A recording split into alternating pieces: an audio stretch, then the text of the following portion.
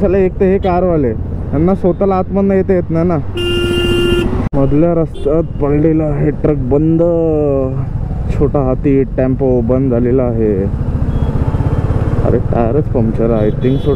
काय काम काय करतं भ्रष्टाचार नसतं प्रत्येक गोष्टी. BMCच्या आपण किती व्हिडिओजमध्ये आपण टॅग केलं किंवा काय झालं बघा ना, हे काम आहेत का यांची. मित्रांनो एक गोष्ट मला आपल्या डेली ऑब्झर्वेशनच्या पार्टमध्ये ॲड करावीशी वाटली. हॅलो, एक गोष्ट ॲड करावीशी वाटली. तर जसं की हे तुम्हाला माहितीच असेल, रोड ओळखीचा झालाच असेल. मी पाम बीच रोडनी जातो बरोबर. ह्या पाम बीच रोडनी जातो आणि इथे स्पीड लिमिट लिहिली आहे 60ची. वरती बघा हे स्पीड कॅम वगैरे लावलेत बरोबर. इथे स्पीड लिहिलेली आहे 60ची. आणि मी जेव्हा पण कधी ऑब्झर्व करतो, आता समजा मी 60 किंवा 70ला आहे, म्हणजे बाकीचे कार ओनर असतात जे मला ओव्हरटेक करून जातात, ते ऑफकोर्स 80 किंवा 90ला असणार, मिनिमम तरी 80 किंवा 90ला.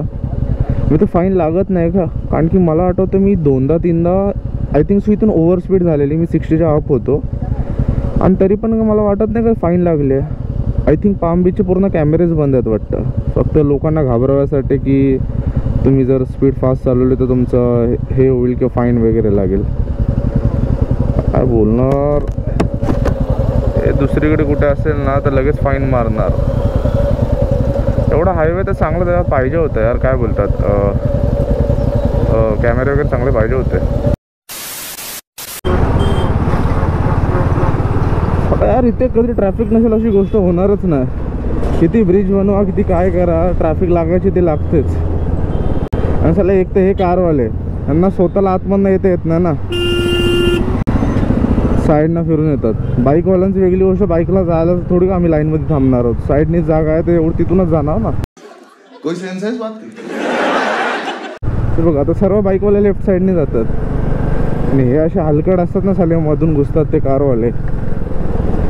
फ्रस्ट्रेट व्हायचं कारण असं असतं की हे बघा, मी दररोज मला खूप लोक बोलतात ना तू कधी पण फ्रस्ट्रेटच असतोस का.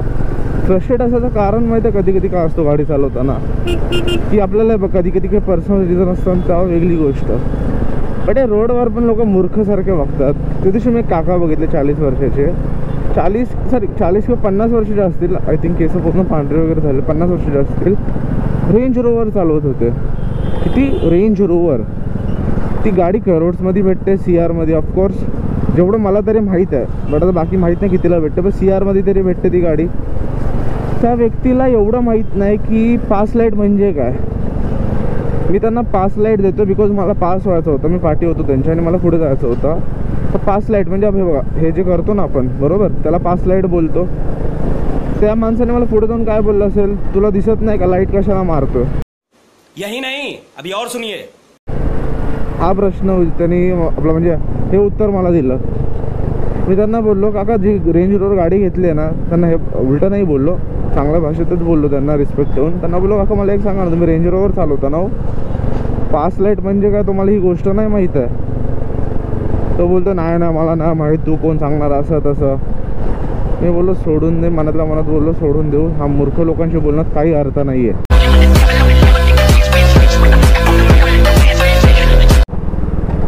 सो मी तसंच सोडलं, निघालो. मी त्या टायमाला मी कॅमेरा पण चालू नव्हता केला. असे फालतू लोकांची काय ना तोंड नादी लागायचं. मधल्या रस्त्यात पडलेला आहे ट्रक बंद, छोटा हाती टेम्पो बंद झालेला आहे. अरे टायरच puncture I think so, tyre puncture असावा. तर असं मॉर्निंगच्या टायमाला झालं ना, ट्रक आपला टायर वगैरे पंक्चर झाला किंवा कुठे ट्रक वगैरे असेल ते बंद झालं ना, तर खूप वाईट वाटतं यार लोकांसाठी. मला बिचारे त्यांना पण कामाला जायचं असतात ना यार. सकाळ सकाळी असं गोष्ट झाली ना तर माणूस फ्रस्ट्रेट होतो खूप. वाटतं यार कुणाचं तोंड बघून उठलो किंवा कुणाचं तोंड बघून निघालो, म्हणून अशी गोष्ट झाली की काय माझ्यासोबत. सर्व नशिबाचे खेळ आहेत. जेव्हा जी गोष्ट व्हायची ती होतेच, नथिंग एल्स. मित्रांनो हा समोर जो चालला MH012426, या अंगात काहीतरी किडे वळवलतात असं मला वाटतं. त्याला मी ऑब्झर्व करतो, अराऊंड 5 ते 7 मिनटं झाले त्याला ऑब्झर्वेशन करतोय मी त्याला. तो गाडी नक्की काय प्रकाराची चालवतो काहीच समजत नाही आहे मला. ते इवलतोय तो काहीतरी वेगळंच काहीतरी, तेव्हा त्याला बघा ना वेगळंच काहीतरी चालू आहे त्याचं. तो नीट बसलाय नाही बसलाय, काय करतो समजा, फोन काढतोय, फोन ठेवतोय, मध्येच काय गुटखा खातोय, मध्येच वेगळेच चालले त्याचे. आता वाजलेले 6:30. अजून एक नमुना ॲक्सिसवर, अजून एक नमुना विदाऊट हेल्मेट. जिंदगी गेली तेल लावत. फॅशन महत्त्वाची आहे, बरोबर ना? फॅशन महत्त्वाची आहे, जिंदगी गेली तेल लावत. हेल्मेटचा उपयोग लोकांना समजणारच नाही जोपर्यंत ॲक्सिडेंट होत नाही.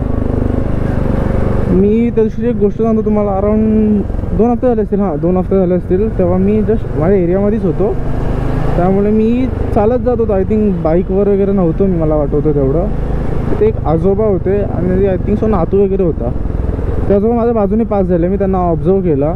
त्या आजोबा असूनसुद्धा त्यांनी हेल्मेट घातलेलं. प्लस त्यांच्या नातवाने, जो छोटा मुलगा होता, अराऊंड 4 ते 5 वर्षाचा असेल तो पोरगा, त्यांनीसुद्धा हेल्मेट घातलेलं. म्हणजे लोकांना किती अजून जनजागृती आहेत. एवढे वयस्कर होऊन सुद्धा त्यांच्या नातवांना शिकवतात. विचार करणार किती चांगले गुण देतात त्या पोराला. आणि काही असे असतात, त्यांच्या बापाने हेल्मेट नाही घेतलं तर हे कसे घालणार, बरोबर ना? तुम्हाला वाटत असेल मी कशी खराब लँग्वेज बोलतो, तर मित्रांनो जे आहे ते करा नाही. प्रॉब्लेम काय, जर कंपनी देते तुम्हाला हेल्मेट वगैरे यूज करा ना. इश्यू काय त्या गोष्टीत? मग पोलिसांनी पकडलं, साहेब जाऊ द्या ना, घ्या ना, चिरीमिरी घ्या. आणि मग तिथे मध्ये पोलिसांना असं करणार. लोक सुधारणार नाही हो, दुसरं काय. मित्रांनो, आपण आपल्या पतंग किंवा काही अशा कारणास्तव आपण आपल्या पक्ष्यांचा जीव घेतो. तिथे होता तो त्या साईडला बघा, तुम्हाला समोर एक कबूतर दिसतो. तो नक्कीच कोणता तरी मांजा वगैरे असतो किंवा धागा वगैरे असतो, त्यात तो अडकून त्याचा जीव गेलेला आहे. तर त्या निष्पापा जीवाची काय चुकी होती की तो उडून आला म्हणून त्याची चुकी होती, म्हणून तो मेला असं बोलता येईल का आपल्याला? की त्याला आपण मारलं. लोकांनी काळजी घ्यायला पाहिजे. मेन म्हणजे गव्हर्नमेंटने काळजी घेतली पाहिजे. जेव्हा आता जानेवारीमध्ये राईट हे येईल, काय बोलतात, मकर संक्रांत, तर लक्ष ठेवलं पाहिजे आणि मांजा वगैरे बंद केलं पाहिजे. अरे पक्ष्यांचा जीव जातो, दुसरं काय नाही आहे. मित्रांनो, हा जो दिसतो ब्रिज, मी त्या ब्रिजवरनं चाललो, हा वाशीचा पुढचा ब्रिज आहे. ठाण्याला जाण्यासाठी लेफ्ट हँड साईडने आपण ठाण्याला जातो आणि इथून हा क्रॉसिंग खालतून बोलला मग क्रॉसिंग करतो. 5 महिन्यापूर्वी ब्रिज बांधला आणि त्या ब्रिजची हालत बघ काय झाली आहे. पूर्ण खड्डे ना काय ना काय कामं काय करतं, भ्रष्टाचार नसतं प्रत्येक गोष्टीत. BMCच्या आपण किती व्हिडिओजमध्ये आपण टॅग केलं किंवा काय झालं आहे बघा ना. हे कामं आहेत का यांची? हे बघा, फक्त लोकांचा पैसा खायचा, टॅक्स घ्यायचा, टायमावर या गोष्टी करायच्या आहेत. रोड बनवायची कामं एक टायमावर नीट नाही होणार. 6-6 महिन्यांनी कामं करणार, 6-6 महिन्यात ब्रिज उभे करणार, परत 1 महिना नाही झाला की झाले खड्डे. पावसाच्या टायमात पूर्ण एवढा पाणी वरती की खड्डा समजायचा पण नाही. 1-1 फूट 2-2 फूटचे खड्डे होते. परत येणार, रेती माती टाकणार, झालं काम. ते बघा, हे साले असे पॅच बनवून ठेवल्यात. गाडी जायचं ते गाडीला इश्यू होतात. करणार काय हे? कधी नीट करणार? फक्त ह्यांना जेव्हा पंतप्रधान वगैरे येतात ना तेव्हा, अरे भाई काय करतो हा? तो कसला गेलाय फॉर्च्युनरवाला, बाप रे, काय करतोय काय नक्की? बाप, बघितलं तुम्ही मित्रांनो, त्यांनी कसला गेलाय तो फॉर्च्युनरवाला. ॲक्सिडेंट वगैरे करेल तो. तेच मुद्द्यावर येऊया की हेच सांगत होतो तुम्हाला मी की जेव्हा पंतप्रधान वगैरे हे लोक येतात त्या टायमाला यांचं बरोबर रेती टाकणार किंवा काय गोष्टी टाकणार, त्याबरोबर गोष्टी करणार. बाकी सामान्य माणसं काय मरतात, मरू दे, फरक काय पडतो लोकांना? हे तर हे फॉर्च्युनरवाला बघितलंच ना तुम्ही, हे कसे पण गाडी चालवणार, लोकांना काय होतं नाही होतं काय फरक पडतं. A few moments later. मित्रांनो, तुम्हाला सांगितल्याप्रमाणे जे आपण पाठी व्हिडिओ बघितलेले हे व्हॉइस ओव्हर करतोय मी, आणि त्याच व्यक्तीने ॲक्सिडेंट केलेला आहे. जो पुढचा फ्रंटवाला जो कारवाला होता, एर्टिकावाला, त्याला पाठवून त्याने डॅश केला आणि तो कारवाला निघून गेला, हलकट डॅश केला.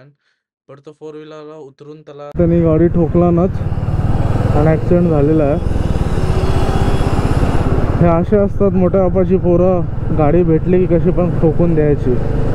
लोकांच्या सामान्य जीवाचा काय फरकच नाही पडत. 1 hour later.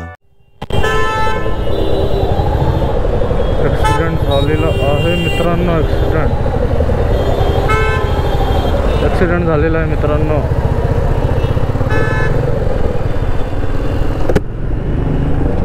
उलवे आपला जसं की पाम बीचचा रोड संपतो तिथेच ब्रिजच्या खालती त्या इनोवावाल्याने त्याला ठोकला आणि तो तिथेच खालती पडला. नशीब त्याला काय लागलं नाही.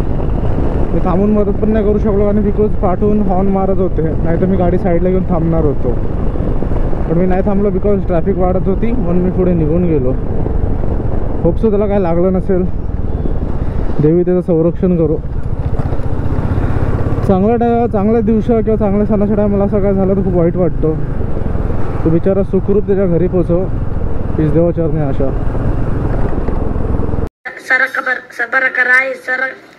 Saraka, whatever. Please, sir, I want to reach 1 million.